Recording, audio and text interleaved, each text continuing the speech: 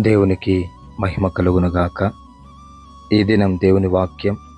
కాబట్టి నీ దేవుడైన యెహోవా తానే దహించు అగ్ని వలె నీ ముందర దాటిపోవచ్చున్నాడని నేడు నీవు తెలుసుకునుము.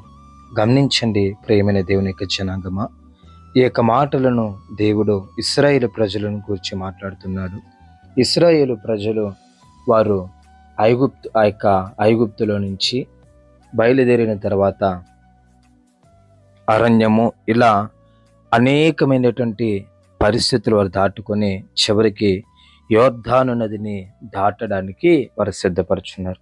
అప్పుడు దేవుడు చెప్తున్నాడు, ఆ యొక్క యోర్దాను నది అవతల వైపు ఉన్నవారు నీ వెరిగినటువంటి అనాకీయుల వంశస్థులు.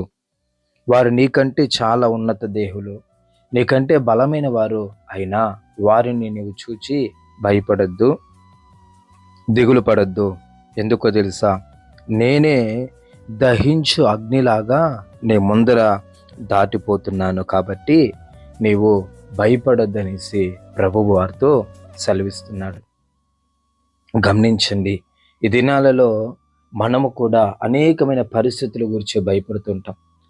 మన ముందు జరగబోయే కార్యాల గురించి మనము భయపడుతుంటాం. రేపేం జరగబోతుందనే కార్యాల గురించి మనం అధికంగా భయపడుతుంటాం. అయితే ఇశ్రాయేలు ప్రజలకు దేవుడు దహించు అగ్ని వలె ముందు నడుస్తానని చెప్పిన దేవుడు, వారితో వారి శరీర సంబంధమైన ఇశ్రాయేలు ప్రజలతో చెప్పిన దేవుడు, ఆత్మ సంబంధమైన ఇశ్రాయేలీలుగా ఉన్నటువంటి మనకు కూడా దేవుడు చెప్తున్నది ఏమంటే, నీ ముందర నేను దహించు అగ్ని వలె వెళ్తానంటున్నాడు. ఎందుకైనా దహించి అగ్ని వలె వెళ్తాడంటే, శత్రువులను కాల్చడానికి, అపవాది వేసే అగ్ని బాణాలను సంపూర్ణముగా కాల్చి బూడిద చేయడానికి, అంత మాత్రం శత్రువు యొక్క ప్రతి కార్యాలన్నిటిని కూడా, నీకు విరోధంగా రూపిన ప్రతి కార్యాలన్నిటిని, శత్రువు కలగజేస్తున్న ప్రతి విధమైన విరోధ కార్యాలన్నిటిని కూడా సంపూర్ణంగా దహించి వేయుట కొరకు దేవుడు దహించు అగ్నిలాగా నీ ముందర నడుస్తాననేసి ప్రభువు సెలవిస్తున్నాడు.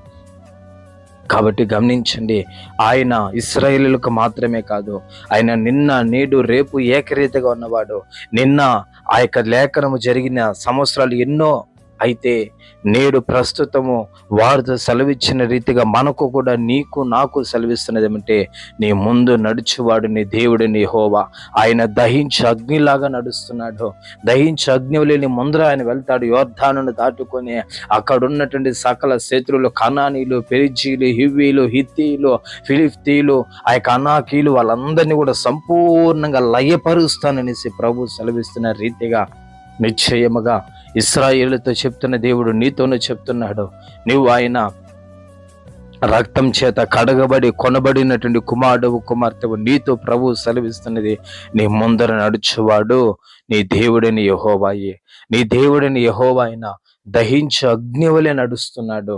కాబట్టి ఏ కార్యాన్ని గురించి నువ్వు దిగులు పడకు, భయపడకు. నిశ్చయముగా వ్యతిరేకంగా పోరాడే కార్యాలన్నిటిని కూడా సంపూర్ణంగా ఆయన దహించి వేసి, కాల్చి వేసి ఆయన ముందుకు వెళ్ళేటటువంటి దేవుడు.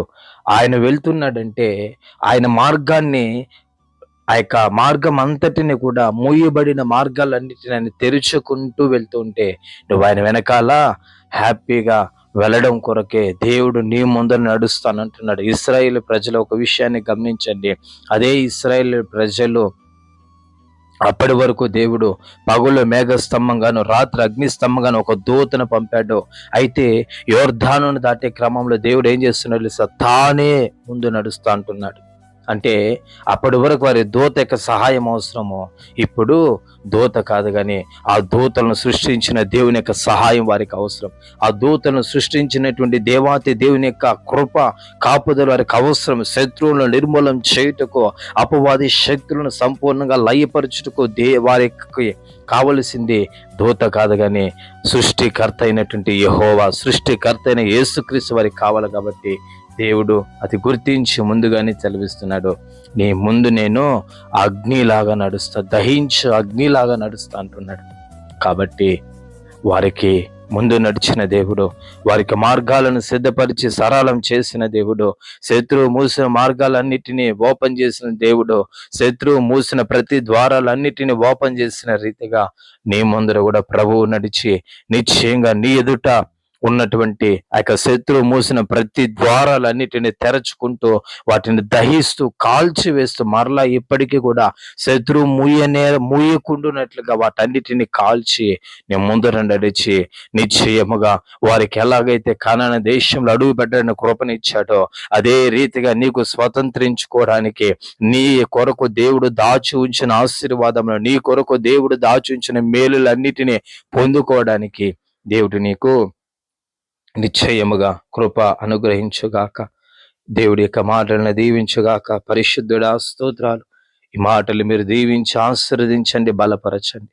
విన్న ప్రతి బిడ్డను ఆశీర్వదించండి. యేసు నామములో అడిగి పొందుకొని ఉన్నాము పవిత్ర తండ్రి, ఆమేన్.